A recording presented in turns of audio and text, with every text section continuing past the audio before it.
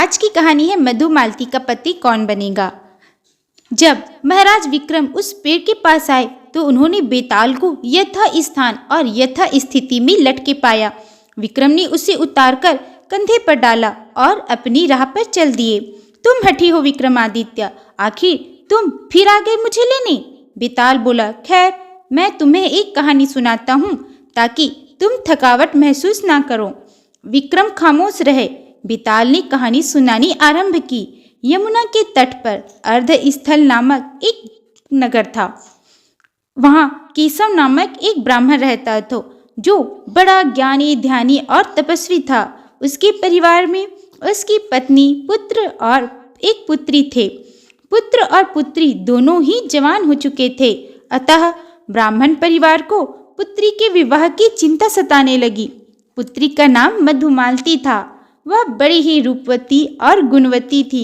ब्राह्मण केशव, उसकी पत्नी और पुत्र तीनों ही मधुमालती के लिए किसी योग्य वर की तलाश में जुट गए। एक दिन केशव एक यजमान के यहाँ गया हुआ था, जहाँ एक बड़ा ही रूपवान और गुणी ब्राह्मण युवक भी आया हुआ था। केशव को वह लड़का अपनी पुत्री के योग्य वर लगा। उसने यजमान से उस युवक के कुल गोत्रादि के विषय में पूछा। फिर युवक के पिता से मिलने गया और बातचीत करके अपनी बेटी का रिश्ता उसके साथ तय कर दिया। उधर उसकी पत्नी ने भी गुणी युवक से अपनी पुत्री का रिश्ता तय कर दिया। ईश्वर की करनी देखिए कि भाई ने भी अपनी बहन का रिश्ता तय कर दिया। उसका होने वाला बहनोई उसका मित्र ही था। अपने अपने के अनुसार कन्या के विवाह की चिंता से मुक्त हो गए। अब तीनों एक दूसरे को यह खुशखबरी देने के लिए आतुर थे। पत्नी अपने पति और बेटे के घर लौटने का बेसब्री से इंतजार करने लगी। पुत्र भी शीघ्र घर लौट आया और अपने पिता का इंतजार करने लगा। वह माँ और पिता को एक साथ यह खबर सुनाना चाहता था। शाम होते होते ब्राह्मण भी लौट आया। शाम को जब पूरा परिवार एक साथ बैठा तो सभी के चेहरे तनाव मुक्त और प्रसन्नता से खिले हुए थे। ऐसा लगता था मानो सभी के दिलो दिमाग से एक भारी बोझ उतर गया हो। ब्राह्मण केशव ने सबसे पहले कहा, आज मैं तुम दोनों को एक खुशखबरी सुनाऊंगा। मेरे पास भी आपको सुनाने के लिए एक खुशखबरी है।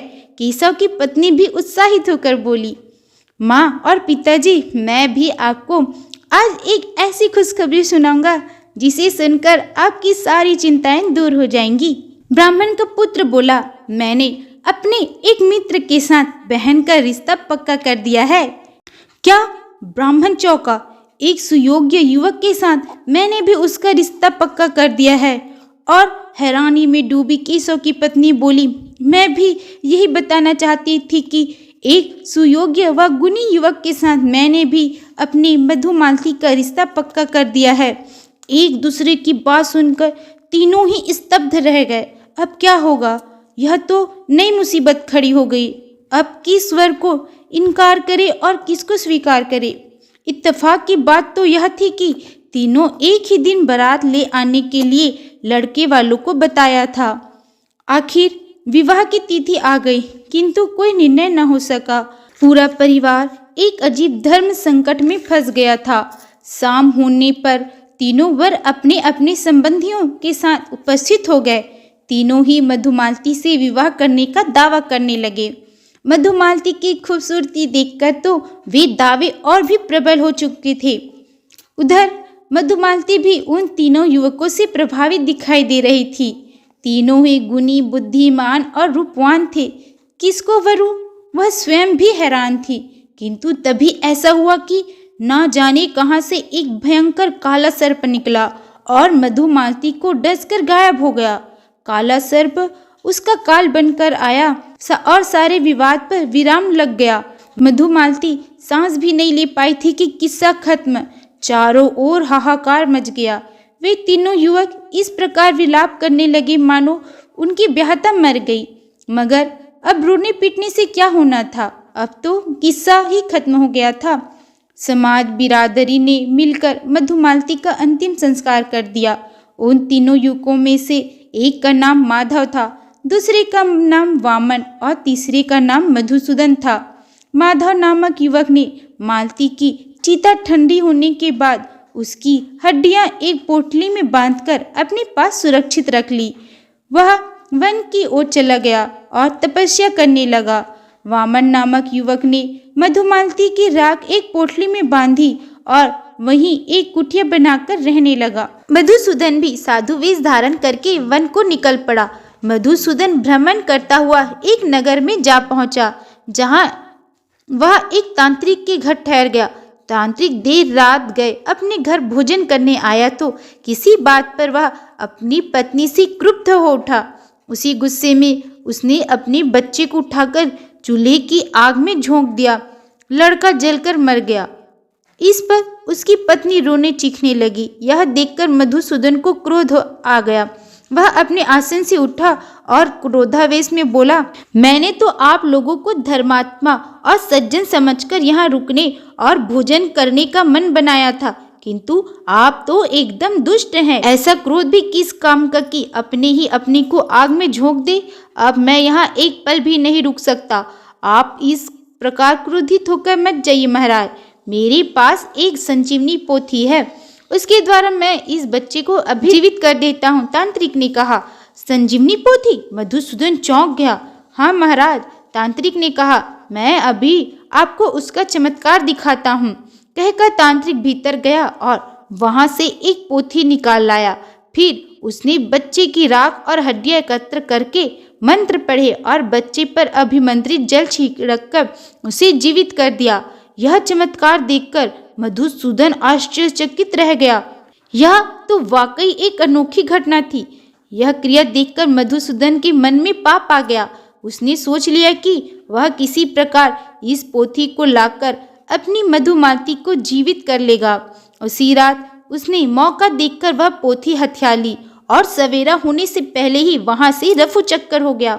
वह जंगल में उस स्थान पर पहुंचा जहां माधव नामक मधुमालती की अस्थियां लेकर अपनी कुटिया में बैठा तपस्या में लीन था। उसने उसे पूरी बात बताई कि किस प्रकार मधुमालती को जीवित किया जा सकता है।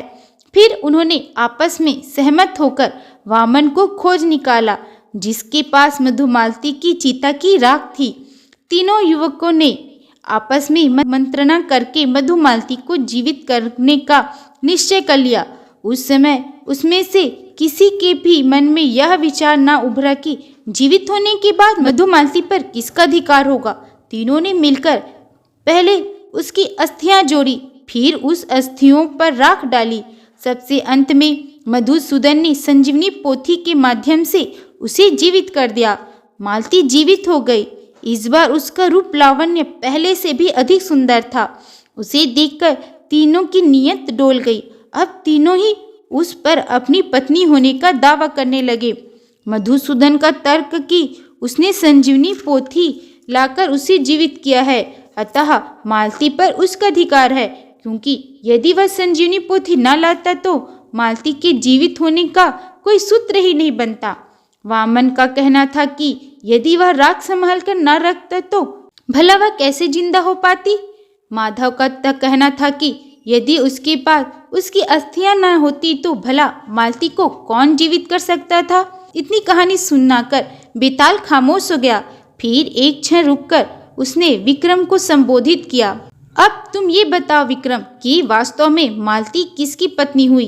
विक्रम कुछ देर खामोशी से सोचता रहा, फिर बोला, मेरे न्याय के अनुसार मालती को वामन की पत्नी होना चाहिए। कैसे? उत्सुकता से बेताल ने पूछा। सुनो बेताल, इस संसार में रिश्ते नातों की अपनी अलग ही गरिमा है, इसलिए इसका निर्णय करते समय हमें इसका ध्यान अवश्य ही रखना होगा। प्रत्येक रिश्ते का कोई न कोई कर्तव्य है। तीनों मित्रों ने स्वेच्छा से जो कार्य किया उसके अनुसार उनका मालती से जो रिश्ता बनता है वह इस प्रकार है। मधुसूदन ने क्योंकि उसे जीवनदान दिया था इसलिए वह उसके पिता के तुल्य था। माधव ने उनकी अस्थियों को संजो कर रखा था, यह बेटे का कर्तव्य होता है, इसलिए वह उसके पुत्र के तुल्य हुआ। वामन ने चूंकि उसकी राख रखी थी, अतः यह पति का कर्तव्य माना जाता है, इसलिए मालती वामन की पत्नी हुई। आहा, विक्रम की बात समाप्त होते ही बेताल ने एक जोरदार अट्टहास लगाया। तुम बोल पड़े इसलिए मैं चला। अट्टहास करते बेताल विक्रम के कंधे से उड़कर विपरीत दिशा की ओर चला। राजा विक्रमादित्य तेजी से उसके पीछे लपके, मगर बेताल उनके हाथ नहीं आया और उसी वृक्ष पर जाकर उल्टा लटक गया। तो आज की कहानी में बस इतना ही। अगर पसंद आए तो लाइक सब्सक्राइब जरूर करें। मिलते हैं अगले वीडियो में। Bye bye.